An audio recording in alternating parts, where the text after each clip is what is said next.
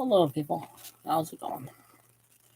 Well, the weather's nice outside. I have the window closed anyway, but the weather's, well, I should say it's not cold. It's cloudy, but it's not bad. I think it's above 30 degrees. Well, this will be the history YouTube posts I talked about. Is introduction to history, which is my favorite subject, always has been, as far back as I can remember, at least as far back as I can remember from high school, my freshman year of high school.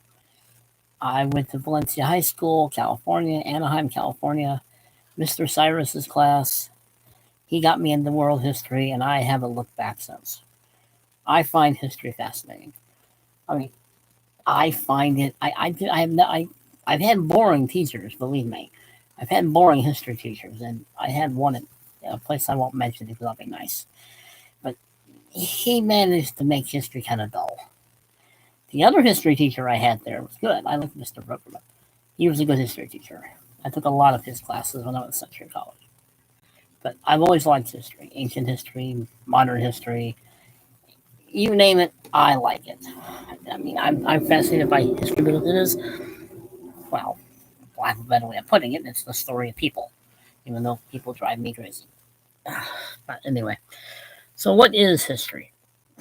Well, other than the obvious answer. What is history? It's just the story of men and women. The obvious answer to pretty much everything.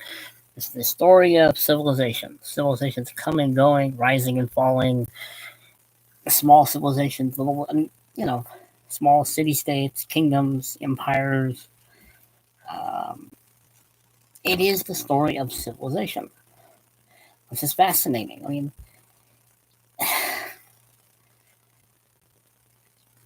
I don't know. I don't understand people who don't like history. They baffle me, and I know that's just my personal opinion, of course. But I find the study of the Roman Empire fascinating, even to the small empires fascinating.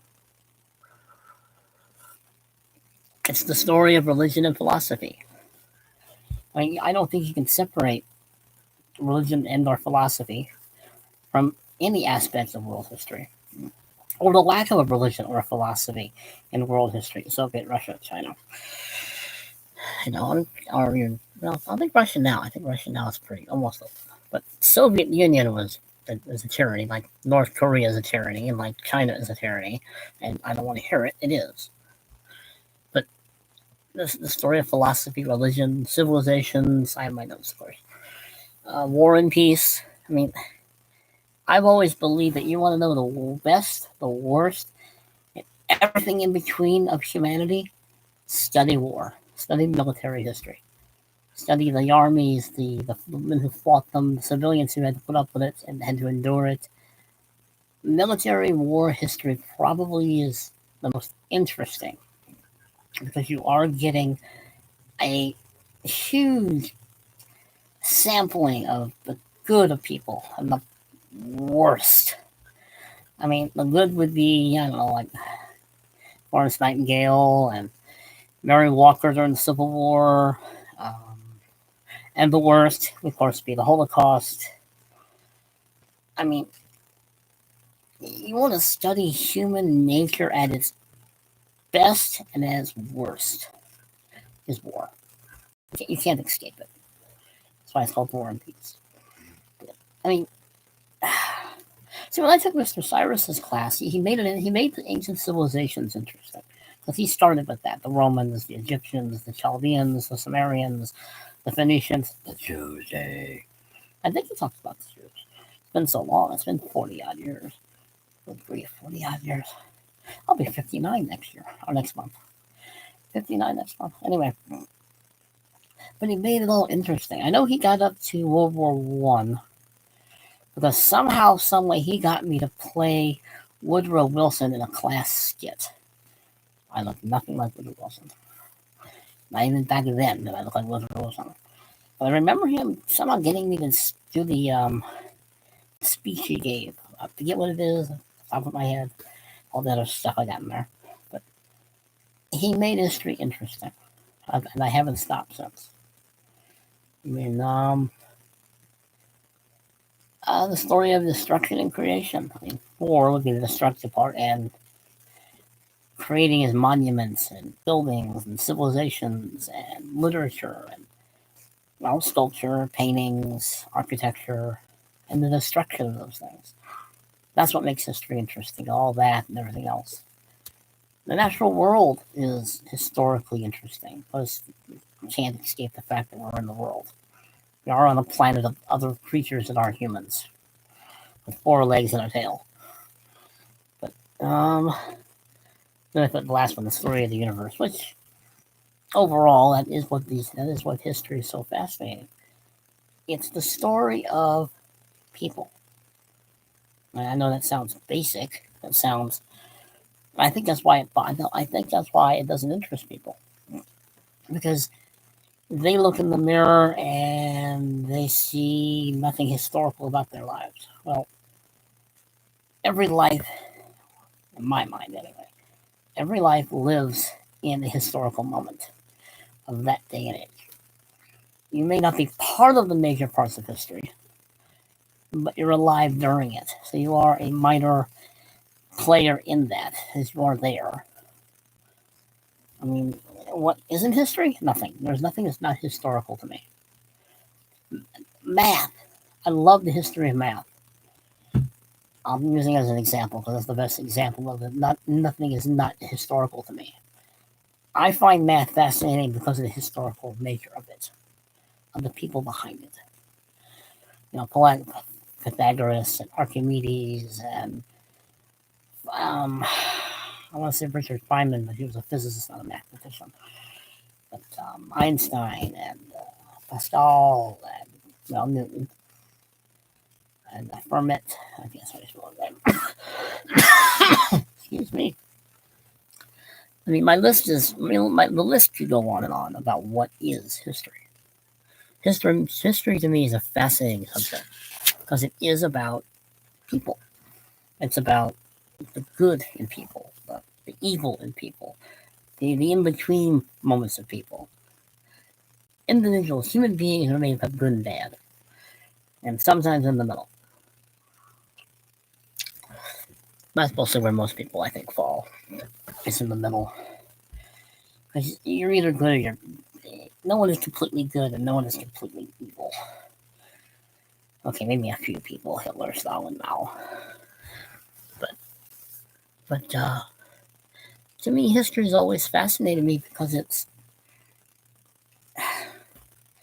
I'm not sure how I can define why it just does. It's just all the personalities and all the events and all the lives and all the things that people did or didn't do. I mean, all the great minds. Something about the key, I think. I know. Well, I keep going back to Mr. Cyrus, but Mr. Bruggerman in Century College. I loved his classes on American history, world history. I have studied history my whole life. I think to be a good writer, you should study history, human psychology, mostly history.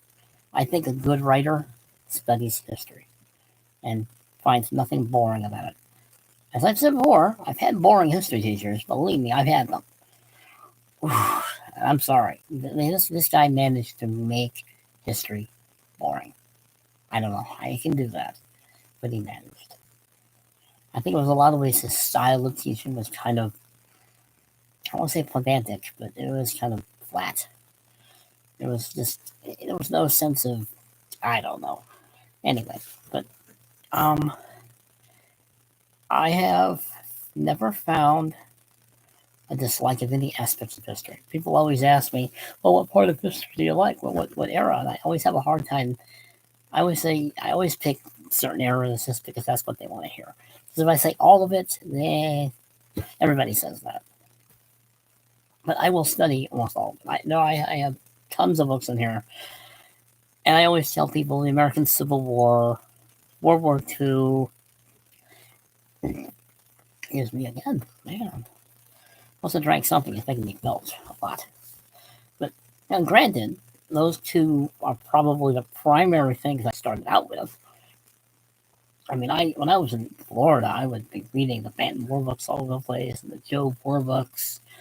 I got more into the American Civil War later. I started out with the Second World War. I mean, I lived on Okinawa, the last major battle of World War II, for 2 years. I mean, I read E.B. Sledges with the Old Breed, and I read Typhoon of Steel, and I read the books about the Battle of Okinawa.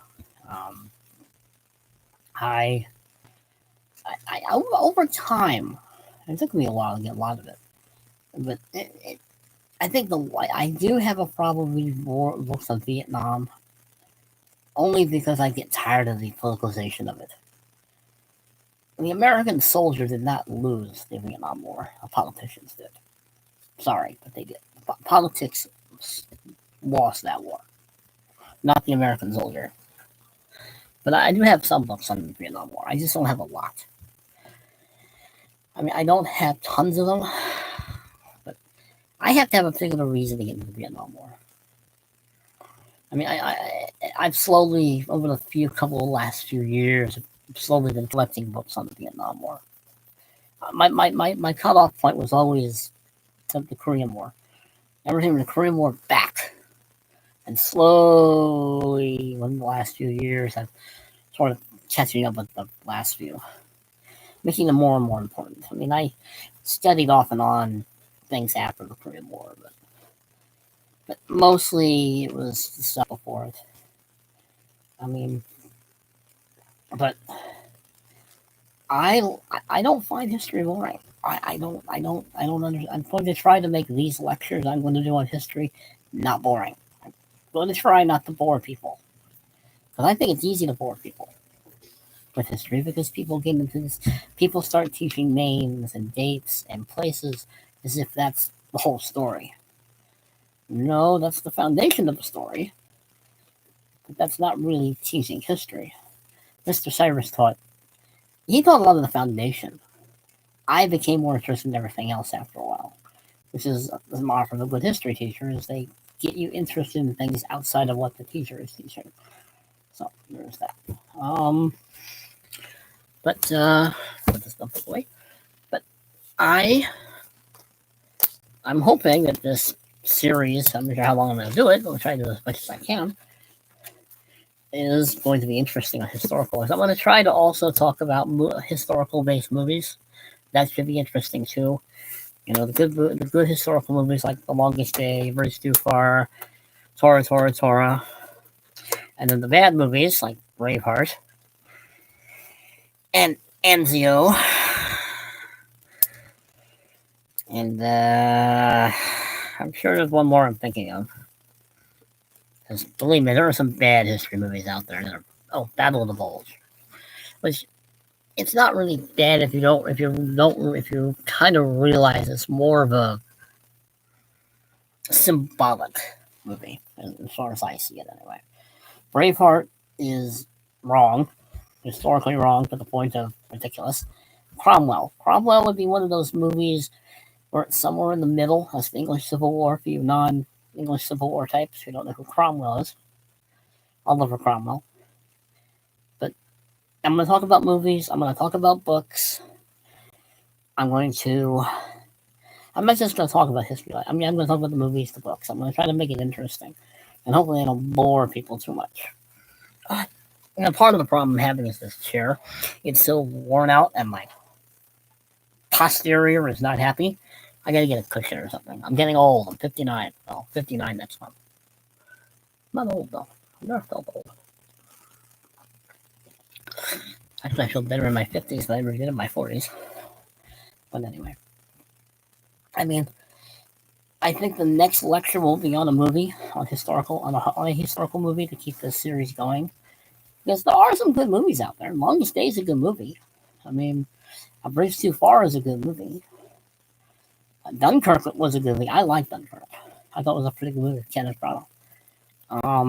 The Patriot, it's historically wrong. I mean, I have a book on the Gray Fox, but I like Mel Gibson, so I kind of give him a pass for the most part. But The Patriot's not historically correct. The Gladiator. You know, every time I watch these movies with communists, he never dies the way he's supposed to die in these films. It drives me nuts. It's like he doesn't die that way. That just shows you how much of a historian I am. I watch these movies to find what's wrong. Beckett. Even Peter O'Toole and Richard Burton admit that the film is basically historically wrong. I watched the commentary on Beckett with Peter O'Toole. He's saying, no, we kind of made up a lot of our history. We really didn't. He really didn't. Well, anyway, I'll probably do that film. I will definitely do that movie. Oh, Zulu Dawn and Zulu are very good movies. Historically pretty good. I'll probably do those films too. What I'll probably try to do is do the lectures around the movie and then try to incorporate other historical things. Gettysburg is a good movie. I'm going to keep coming with these movies in my head unless I turn this thing off. We're at 16 minutes already. Glory is a good movie. Gettysburg is a good movie. Gods and Generals, which is a prequel to Gettysburg, could have been a good movie. It should have been longer. I think the director's cut is longer. I've never seen that. But anyway, I'm going to stop at this point because I'm already at over 15 minutes, so I don't want to make these too long for people. But the idea is to turn this history YouTube lecture series about history, and I'll talk about books, and I'll talk about movies. I am going to do a book recommendation every video I do. This one is just what is history. It's basically a series of essays or lectures on what is history. It's pretty good. It's an old book. It's, I think, older than I am. Yep, it's older than I am by 2 years. 61. I was born in 63. It's a good book. May have to order it. I ordered mine off these books. But I'm going to close now. Have a good time, people. Stay out of trouble. Behave yourselves, because you know I'm not going to. Nor am I ever going to. All right.